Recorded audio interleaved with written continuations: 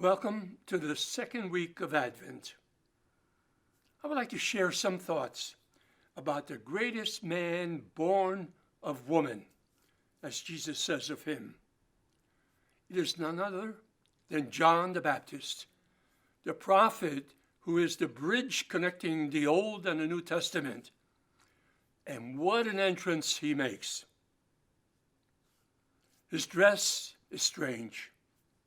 His diet is quite different, but his voice is strong and forceful, insistent and formidable. His message was simple: reform your lives. John calls us, as he did the people of his own day, to a self-examination and confession. He demands that we see our lives as they really are and to take note of the sins that separate us from God.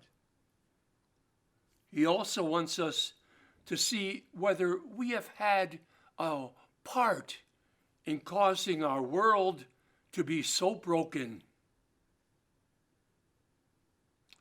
We live in a world of constant sound, which makes it almost impossible to find some quiet time and a place of stillness.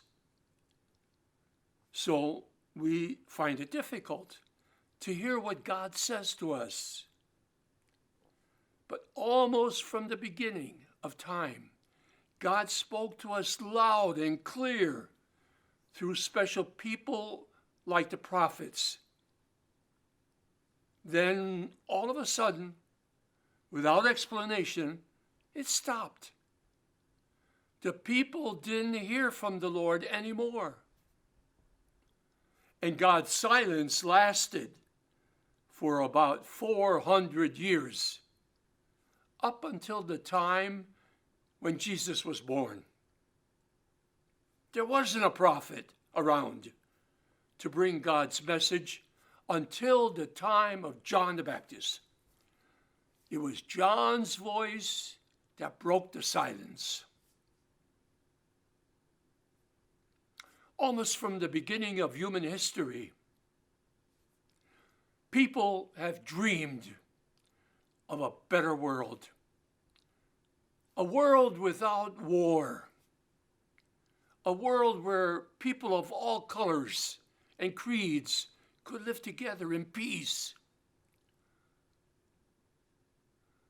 We have the prophet Isaiah to thank for some glowing pictures of what could be.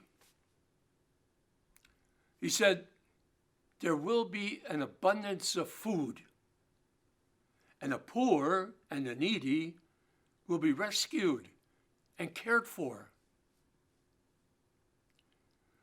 The oppressed will be made safe and healed. Justice and peace and mercy will prevail. Peace and harmony will last forever. What a perfect picture. I'm sure we too have dreamed about true peace from time to time. Who isn't sick of war? We are tired of the terrible way people treat one another. And we are tired of all the crime and violence. We are fed up with greed and injustice.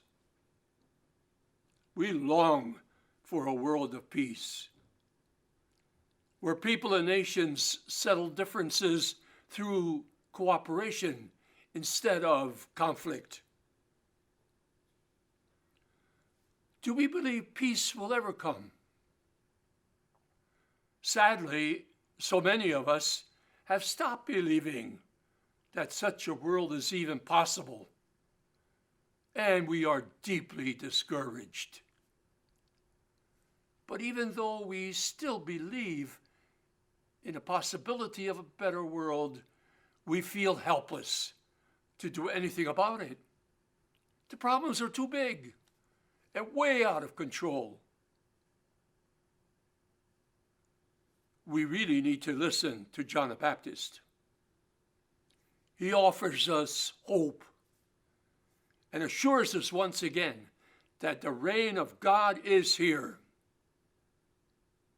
He has some great advice for us.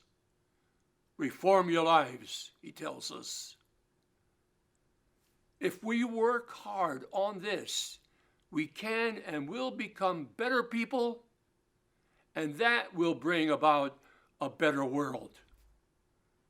So, we need to start with the person closest to us. And no one is closer to us than we are. And we do have to challenge ourselves.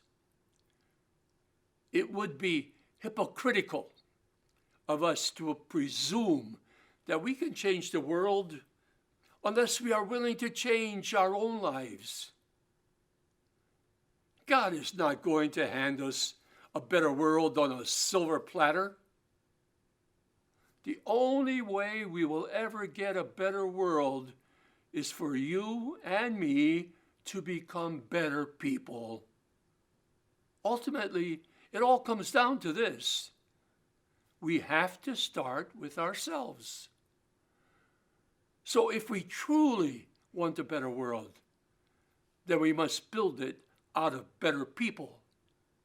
And that means we must change our lives for the better.